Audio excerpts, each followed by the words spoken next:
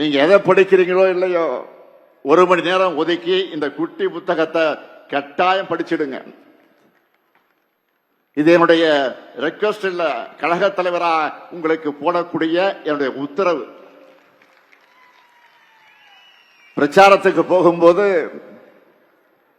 கையோடு இதை எடுத்துக்கிட்டு போங்க, இந்த புத்தகத்தை எடுத்துக்கிட்டு போங்க. மக்கள் கிட்ட எடுத்து சொல்ல முன்பு நாம் என்னவெல்லாம் செஞ்சிருக்கோம் முதல்ல நமக்கு தெரியணும்.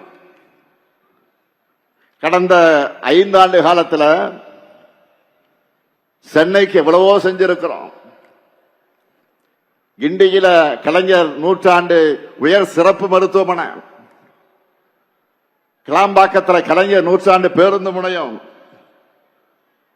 திருவிக நகர், பெரியார் நகர், மகாகவி பாரதியார் நகர் என பல பேருந்து நிலையங்கள், கலைஞர் 100ஆண்டு பூங்கா, போரூர் MS சுவாமிநாதன் ஈரநில பூங்கா உள்ளிட்ட ஏராளமான பூங்காக்கள், விரைந்து தொடங்க இருக்கக்கூடிய பூந்தமல்லி போரூர் வடவழி இடையிலான மெட்ரோ ரயில் திட்டம், அந்த பணிகள், 6000 கோடி ரூபாயில வடசென்னை வளர்ச்சி திட்டம், முதல்வர் படைப்பகங்கள், பல்வேறு ஏரிகள் சீரமைப்பு, வள்ளுவர் கோட்டம், விக்டோரியா ஹால் புதுப்பிப்பு, அன்பழகன் பாலம், இதுபோக சைதாப்பேட்டை தொடங்கி தேனாம்பேட்டை வரை மிகப்பெரிய பாலம் உருவாகி வருது. கிண்டி வேளச்சேரி மேம்பாலத்திற்கு அடிக்கல் நாட்டி இருக்கிறோம். மத்திய கைலாஷ் மேம்பாலம் விரைவில், ஏன் வருகிற 15ஆம் தேதி திறக்க போறோம். கிண்டியில குழந்தைகள் மருத்துவமனை அமைக்க அடிக்கல் நாட்டி இருக்கிறோம். மேலும் பிராட்வே பல்முனை போக்குவரத்து மையம், 27 மாடி சென்ட்ரல் டவர் கட்டடம், குத்தம்பாக்கம் பேருந்து நிலையம், கிண்டி சுற்றுச்சூழல் பூங்கா, கலைஞர் கன்வென்ஷன் சென்டர், உலகத்தரத்திலான விளையாட்டு நகரம்னு அடுத்தடுத்த திட்டங்களும் ப்ராசஸ்ல இருக்கு. இப்படி ஒவ்வொருவரும் தங்கள் மாவட்டத்துக்கு, தொகுதிக்கு, நகரத்துக்கு நம்ம அரசு செஞ்சிருக்கக்கூடிய திட்டங்களை மக்கள் மத்தியில பரப்புரை செய்யணும். தொழில்துறையை எடுத்துக்கிட்டா 11 லட்சம் கோடி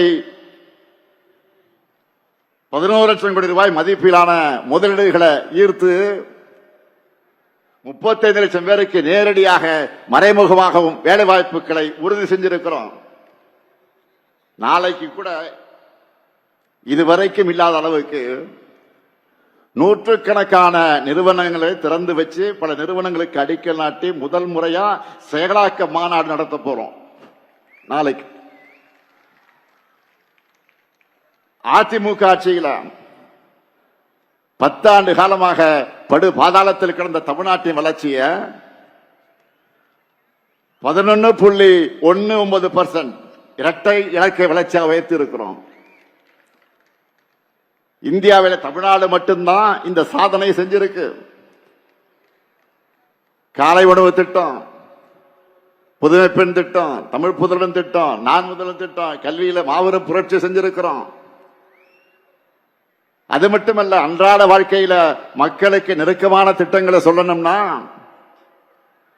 கலைஞர் மகளிர் உரிமை தொகை, விடியல் பேருந்து பயணம், மக்களை தேடி மருத்துவம், உங்களுடன் ஸ்டாலின், நலன் காக்கும் ஸ்டாலின், தாய் மாணவ திட்டம், பல திட்டங்களை சொல்லலாம். மேலும் பெண்களுக்கான பல முன்னோடி திட்டங்களை செயல்படுத்திக்கிட்டு இருக்கிறோம். அரசு ஊழியர்களுடைய நீண்டகால கோரிக்கைகளை நிறைவேற்றியிருக்கிறோம். சிறுபான்மையின மக்களுக்கு தொடர்ந்து நலத்திட்டங்கள் அறிவிக்கிறோம். விவசாயிகள் நன்மைக்காக 2 லட்சம் விவசாயிகளுக்கு இலவச மின் இணைப்பு தந்திருக்கிறோம். நெல் குவிண்டாலுக்கு 2000 500 ரூபாய் நிர்ணயம் செஞ்சிருக்கிறோம். எண்ணற்ற தடுப்பணைகள், வேளாண்மைக்கு தனி பட்ஜெட், பல்வேறு திட்டங்களை நிறைவேற்றிருக்கிறோம். நாம கவர் பண்ணாத தரப்பே கிடையாது, நம்ம சாதனை பண்ணாத செக்டாரே கிடையாது. எல்லாத்தையும் சொல்வதற்கு நேரம் இல்லாட்டியும் நீங்க யாரை பார்க்கிறீங்களோ அவங்க தொடர்பான திட்டங்களை சாதனைகளை டக்கு டக்குன்னு சொல்ற மாதிரி ஃபிங்கர் டிப்ஸ் எல்லாத்தையும் நீங்க வச்சிருக்கணும். இந்த 5 ஆண்டு காலத்துல நாம நிறைவேற்றிருக்கக்கூடிய திட்டங்கள் தான் அடுத்த 50 ஆண்டு கால தமிழ்நாட்டை வழிநடத்த போகிற ப்ளூ பிரிண்ட். அது மறந்துடாதீங்க. சொன்னதை மட்டும் இல்ல, சொல்லாத பல திட்டங்களை செஞ்சு காட்ட அரசாக நம்முடைய திராவிட மாடல் அரசு இருக்கு. மீதமுள்ள கோரிக்கைகள் வாக்குறுதிகள் அடுத்து அமைய இருக்கக்கூடிய திராவிட மாடல் 2.0 அரசுல நாம தான் செஞ்சு தர போறோம்னு சொல்லுங்க. அடுத்த 5 ஆண்டுகள்ல தமிழ்நாட்டின் வளர்ச்சி உலக நாடுகளுக்கு இணையாக உயரக்கூடிய நிலை வரும் என்ற நம்பிக்கையை மக்களிடத்தில் ஏற்படுத்துங்க. நாம ஆட்சிக்கு வர வேண்டியது எவ்வளவு முக்கியம்னு இவ்வளவு நேரம் சொன்ன, நம்முடைய திட்டங்களை சொன்ன, அதேபோல் யார் ஆட்சிக்கு வரக்கூடாது என்பதை மக்களுக்கு விளக்கி சொல்லணும். தற்போதைய சூழல்ல திமுகவை தவிர யார் ஆட்சிக்கு வந்தாலும் அது சர்வ நிச்சயமா டெல்லி பாஜக ஆட்சியாக தான் இருக்கும்னு தெல்ல தெளிவா புரிய வைங்க. நம்ம கூட்டணியை தவிர வேற யாருக்கு வாக்களிச்சாலும் இதுவரை நாம பண்ணிக்கிட்டு வரக்கூடிய நலத்திட்டங்கள் ஸ்டாப் நின்னுடும். தமிழ்நாட்டினுடைய தொகுதி அளவை குறைச்சிருவாங்க.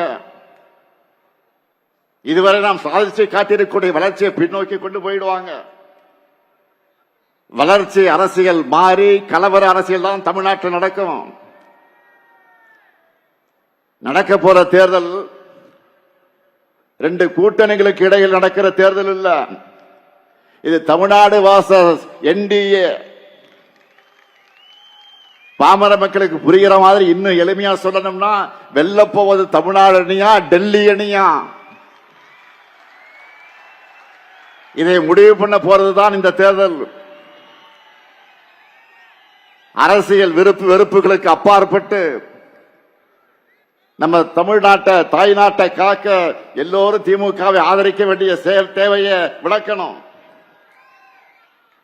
ஒன்றிய பாஜக திட்டங்களுக்கான நிதி ஒதுக்கீடு, பட்ஜெட், பேரிடர் நிவாரணம், கல்வி நிதின்னு தொடர்ந்து தமிழ்நாட்டுக்கு செய்யக்கூடிய வஞ்சகத்தையும், அதை எதிர்த்து கேள்வி எழுப்பாத அடிமை அதிமுகவின் துரோகத்தையும் மக்கள் முன் தோலுரிக்கணும். வெறுப்பை விதைச்சு வன்முறையை தூண்டி மக்களை பிளவுபடுத்தி அதன் மூலம் வெற்றி பெறலாம்னு துடிக்கிற விஷ விதைகளை தமிழ்நாட்டுக்குள்ள விடவே கூடாது. நல்லா புரிஞ்சுக்குங்க, நாம போராடுறது திமுக வெற்றிக்காக இல்ல, தமிழ்நாட்டினுடைய வெற்றிக்காக.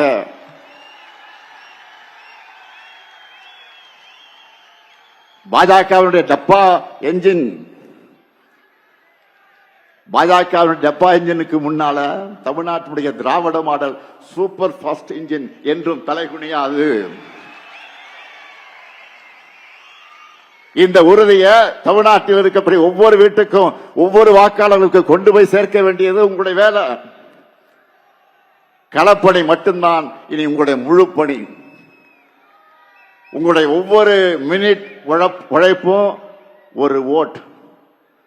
கூட்டணி, தொகுதி, அந்த பங்கீடு, எந்த தொகுதி யாருக்கு, யார் வேட்பாளர், இதையெல்லாம் கவலைப்படாதீங்க, நான் பார்த்துக்கிறேன். அதை என்கிட்ட விட்டுருங்க. எங்க யார் நின்னாலும் 234 தொகுதியில தலைவர் தான் இந்த ஸ்டாலின் தான் வேட்பாளர் நினைச்சு வேலை பாருங்க.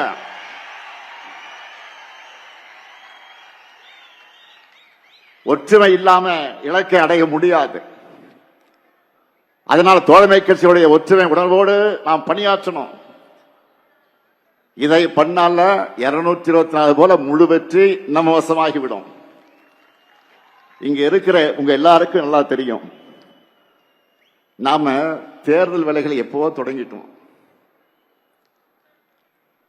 என்னை தினம் நீங்க செய்திகளை பார்த்துக்கிட்டு இருக்கிறீங்க. தினமும் எத்தனை நிகழ்ச்சிகள், எத்தனை கூட்டங்கள், எத்தனை சந்திப்புகள், எத்தனை ஆய்வுகள், ஓய்வே இல்லாமல் நான் உழைச்சுக்கிட்டு இருக்கிறேன். இயக்கத்தினுடைய தலைவரா நான் பொறுப்பேற்றுக்கும் போது சொன்னேன், என் சக்தியையும் மீறி நான் உழைப்பேன் என்று சொன்னேன்.